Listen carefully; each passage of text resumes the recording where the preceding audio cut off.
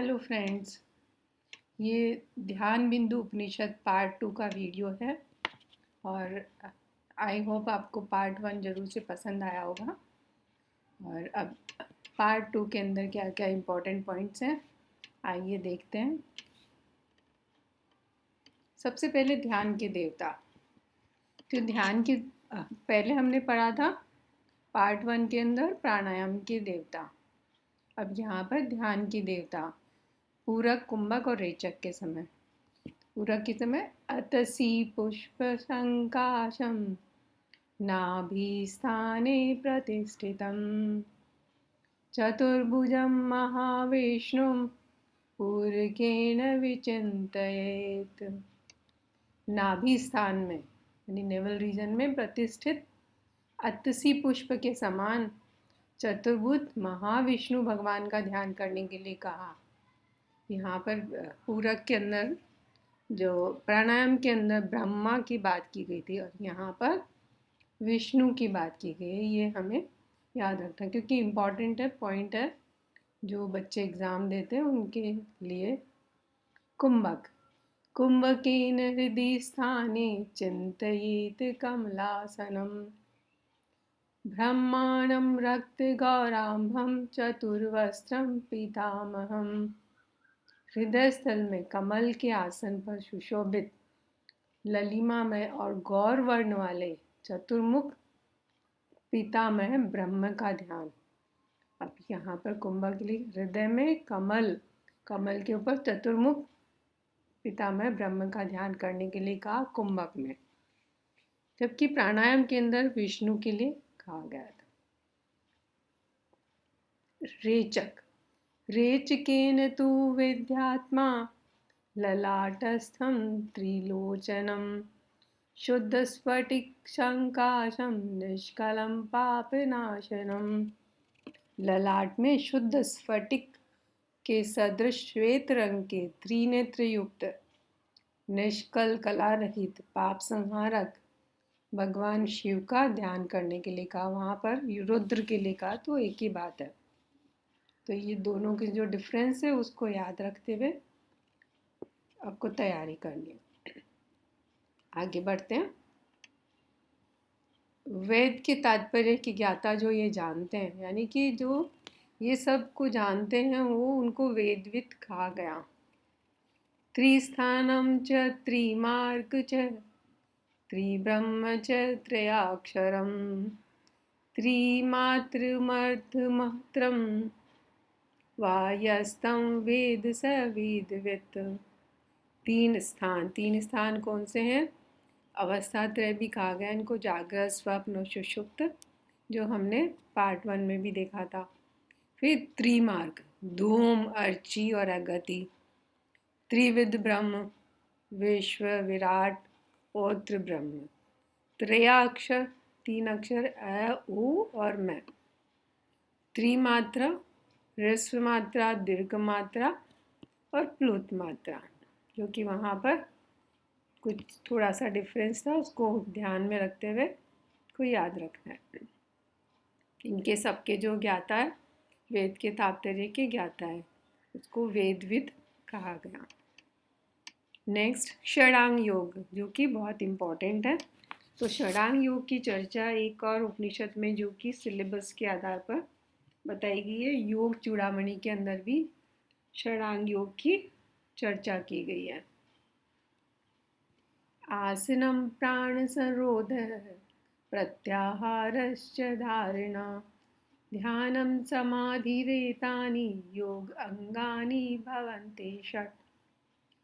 आसन, प्राणायाम, प्रत्याहार, धारणा, ध्यान और समाधि, ये 6 योग के अंग हैं। यानी इसमें यम और नियम को इंक्लूड नहीं किया गया। जहाँ पर भी अष्टांग योग है वहाँ पर यम नियम की बात की गई है। नेक्स्ट है आसनानि च तावन्ति यावन्त्यो जीवजातयः एतेषान् तुलान् भेदान् विजानाति महेश्वरः। विश्व में जितनी जीव प्रजातियां हैं, यहाँ पर आसनों के लिए कहा गया है, उतनी ही आसनों की विधियां बताई, उतने ही आसन है जितने जीव है। इस प्रकार के असंख्य भेदों के ज्ञाता भगवान शंकर है। किसने किया? भगवान शंकर ने। तो अब आसन कितने बताएं और आसनों के नाम बस वो भी सीक्वेंस से याद रखने हैं। छिद्रम भद्रम तथा सिंहम पद्मम चीति चतुष्टयम, यानी 4 प्रकार के जो प्रमुख आसन है वो सिद्ध, भद्र, सिंह और पद्म है। और कहाँ पर बताए गए हैं और कौन से हैं कौन से नहीं हैं ये भी ध्यान में रखना है। आधारम प्रथमम चक्रम स्वादिष्ठानम द्वितीयकम, ये जो है यहाँ पर 4 चक्र की बात की गई। तो इस मंत्र के अंदर 2 की बात चर्चा की है। आधार यानी मूलाधार चक्र, स्वादिष्ठान चक्र, मणिपुर या नाभि चक्र और हृदय चक्र। इस ध्यान बिंदु उपनिषद में सिर्फ इन 4 चक्रों की ही चर्चा की गई है। अब अजपा गायत्री मंत्र के बारे में और इसको जब कितना जप करना है, क्या है और इसका फल क्या है, इस स्लाइड में हम यही देखेंगे। हकारेण बहिर्याति सकारेण विषेत पुनः, यानी हकार से जो ध्वनि होती है वह प्राण बाहर जाता है उसमें और सकार से अंदर प्रवेश करता है। हंस हंसित यमं मंत्रम जीवो जपति सर्वदा, यानी हंस हंस का इस प्रकार का मंत्र का जाप जीव हमेशा जपता रहता है। शतानि षट्दिवारात्रं सहस्राणेक विशन्ति, तो इस प्रकार से उन्होंने क्या बताया, जपा जप की संख्या दिन रात में दिवारात्रम यानी दिन रात में कितनी हो जाती है, 21,600 हो जाती है। एतं संख्यान्वितं मंत्रम जीवो जपति सर्वदा, तो इतनी संख्या में क्या होता है, जीव जो है ये मंत्र हमेशा जपता रहता है। अजपानाम गायत्री योगिनां मोक्षदा सदा, जो योग्य को क्या करती है, मोक्ष प्रदान करने वाली होती है। ऐसी ही अजपा गायत्री मंत्र है। और अजपा गायत्री मंत्र का और क्या फल है, अस्याः संकल्प मात्रेण नरः पापेव प्रमुच्यते,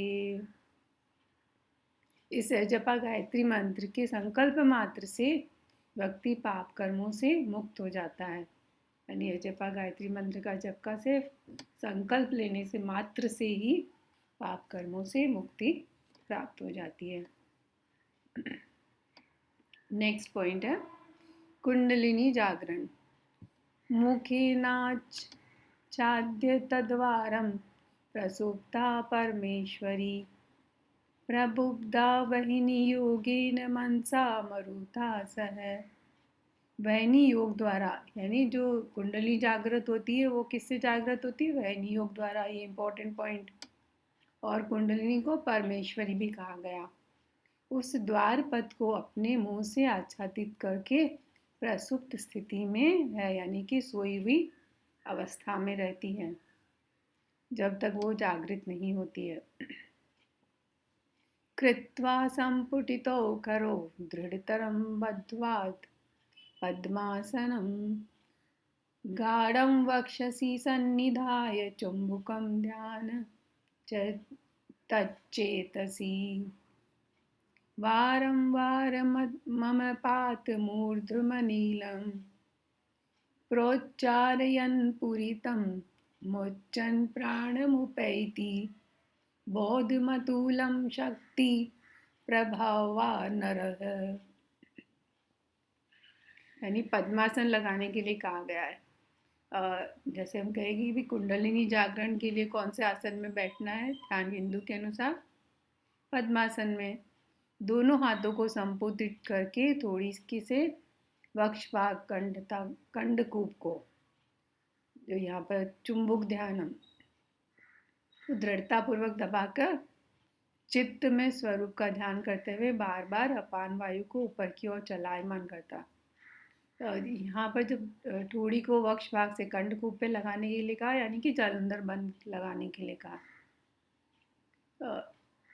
वायु को ऊपर की ओर चलायमान करता हुआ और अंदर खींची हुई प्राणवायु को नीचे छोड़ता हुआ योग साधक अतुलित कुंडलिनी शक्ति की सामर्थ्य बोध को प्राप्त करता है। आगे नेक्स्ट मंत्र में क्या कहा गया प्राणायाम के बारे में। पद्मासन स्थितो फिर क्वेश्चन जैसे बनता है कि जो प्राणायाम कौन से आसन में करने के लिए कहा, पद्मासन में। पद्मासन स्थितो योगी नाड़ी द्वारेषु पूरयन् मारुतं कुंभयन् यस्तु स मुक्तो नाथ संशयः। जो योग साधक पद्मासन में बैठकर नाड़ी द्वार से प्राणायाम को खींचकर कुंभक द्वारा उसे रोकता है तो क्या होता है, मोक्ष की प्राप्ति होती है। प्राणायाम का फल।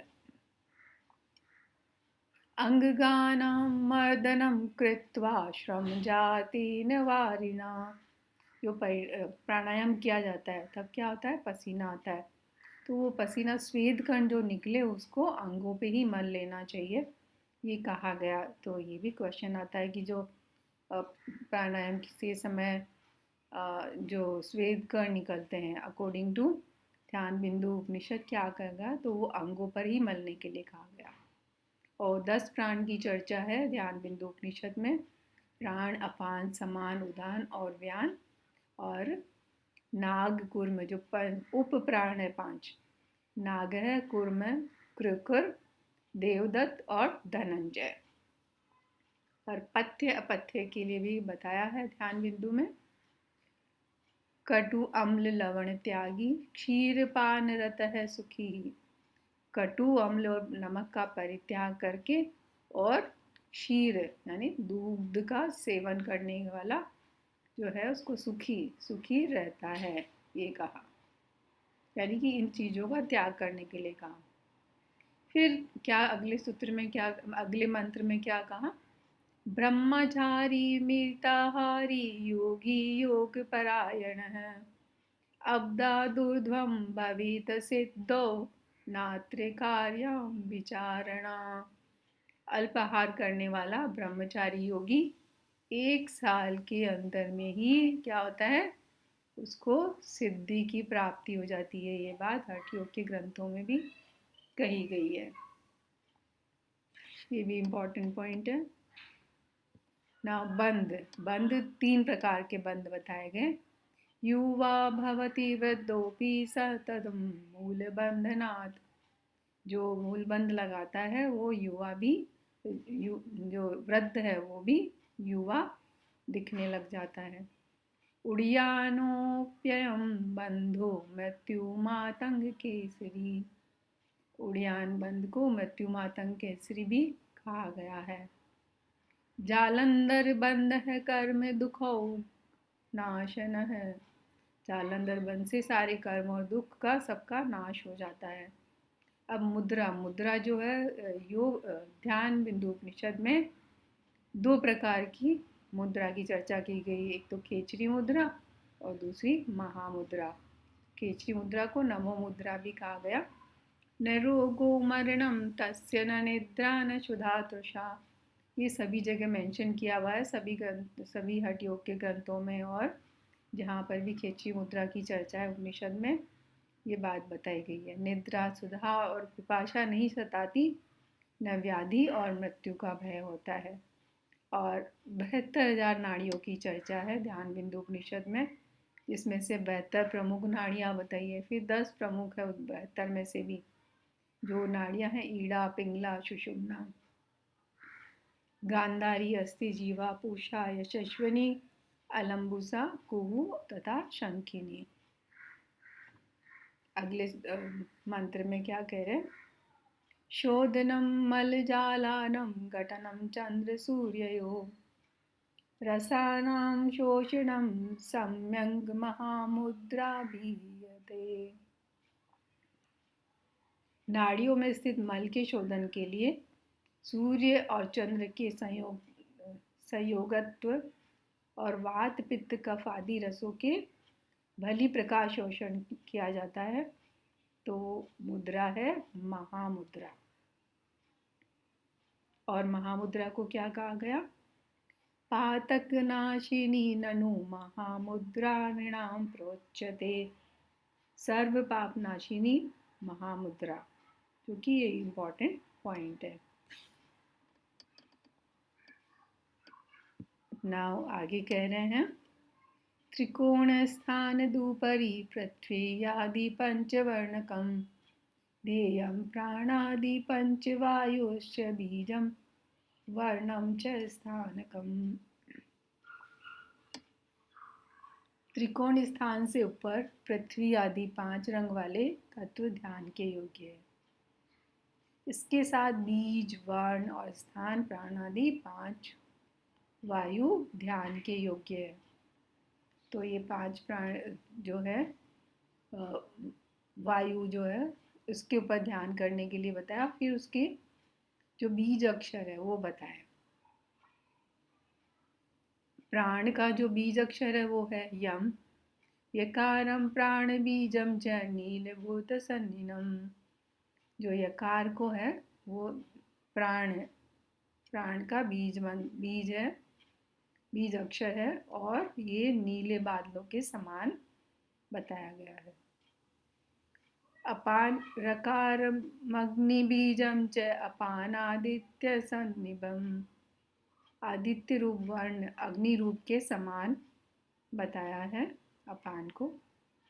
व्यान का लम यानी लकार। लकारम पृथ्वी रूपम व्यानम बंधुकमशिनम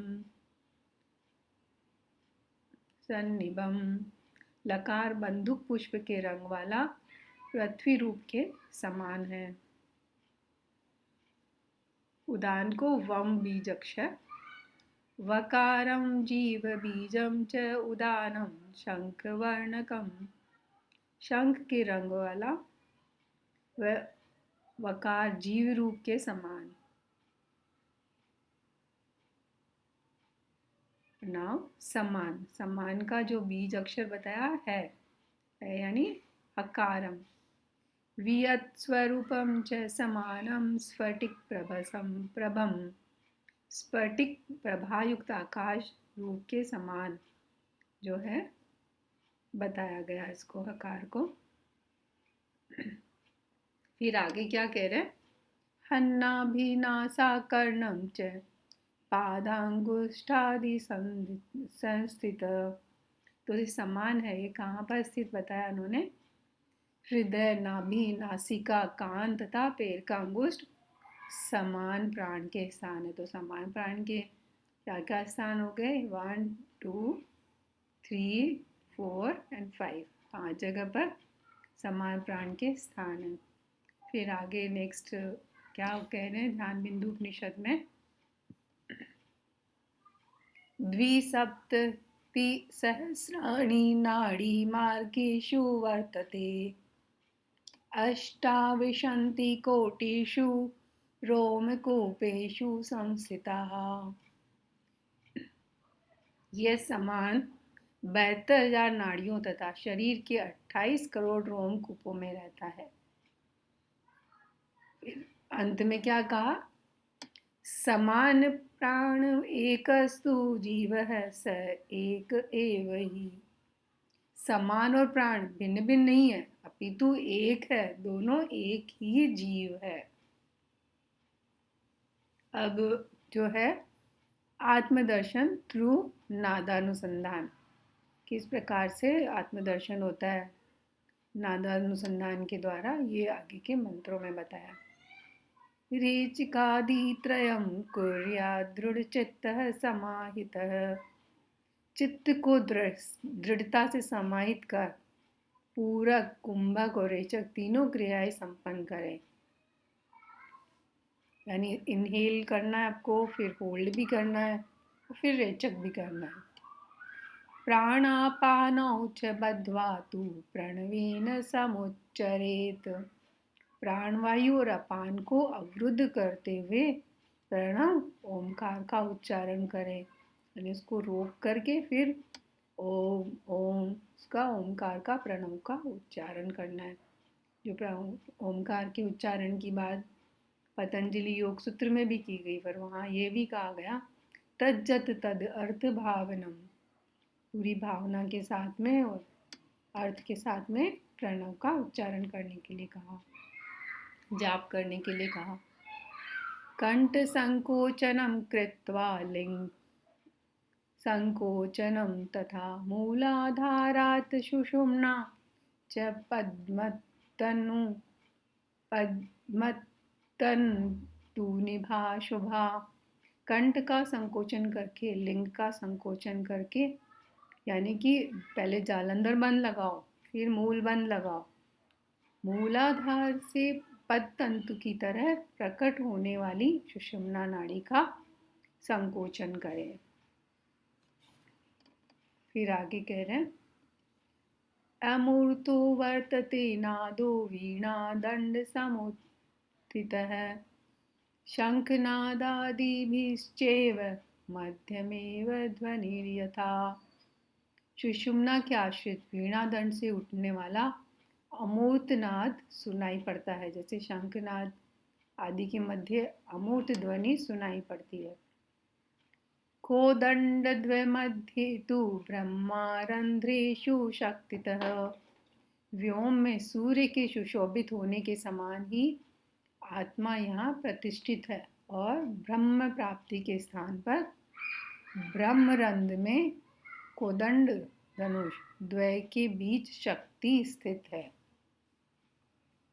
फिर अगले मंत्र में कह रहे हैं, स्वात्मानं पुरुषं पश्येन मनस्तत्र लयं गतं रत्नानि ज्योतिस्नादं तु बिन्दुमाहेश्वरं पदम्। ये एवं वेद पुरुषः स कैवल्यं समुष्णुत इत्य उपनिषत्। जहाँ मन को तल्लीन करके अपने आत्म स्वरूप का साक्षात्कार करते हैं, वहीं रत्नों से ज्योतिषमान नाद बिंदु महेश का स्थान है। जो पुरुष इसका ज्ञाता है वह कैवल्य पद को प्राप्त करता है। और इस प्रकार यह उपनिषद पूर्ण हुई। तो ये पार्ट 2 जो था उपनिषद का, ये भी कंप्लीट हो गया। और आई होप आपने पार्ट 1 अवश्य देखा होगा। अगर नहीं देखा है तो पहले आप उसे देखिए और फिर इसे देखिए, ताकि आपको पूरे कंप्लीट नोट्स मिलेंगे और आप इसे समझ पाएंगे। और आज ये ध्यान बिंदु उपनिषद हो गया, कंप्लीट हो गया है। अब हम मिलेंगे नेक्स्ट वीडियो में। Thank you very much.